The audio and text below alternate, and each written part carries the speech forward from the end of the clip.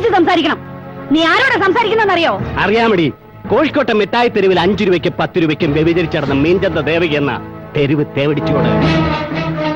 കോഴിക്കോട്ടെ പാരഡൈസ് ഹോട്ടലിൽ നിന്നും രായ്ക്ക് രാമായണം നൂൽബന്ധം പോലുമില്ലാതെ ഉടുതുണിയും വാരി പിടിച്ചുകൊണ്ട് ഓടിയ നിന്നെ തെരുവ് പിള്ളേരും വീട്ടു പോലീസുകാരും ആവശ്യം പോലെ പെരുമാറി നിന്റെ മൂലവും പൂരാടവും തിരിച്ചറിയാൻ കഴിയാത്ത വിധം അബോധാവസ്ഥയിൽ ഓടവക്കത്ത് ചത്ത ശവം പോലെ കിടന്ന നിന്റെ നാറിയ ചരിത്രം നീ എന്നെ പഠിപ്പിക്കില്ല കേട്ടോടി.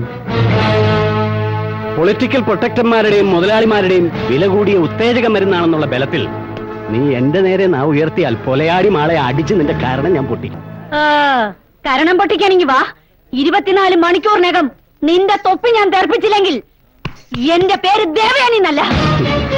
എന്റെ തൊപ്പി പണ്ടേ പോയതായി. ഇവിടെ പൊക്കെടുത്ത് ജീപ്പിലിടറാ. വണ്ടി എടുത്ത് മാറ്റ്. ആദ്യം ഇവിടെ കേട്ട്, ഈ ഇറത്തികളെയും കേട്ട് നടക്കടാ.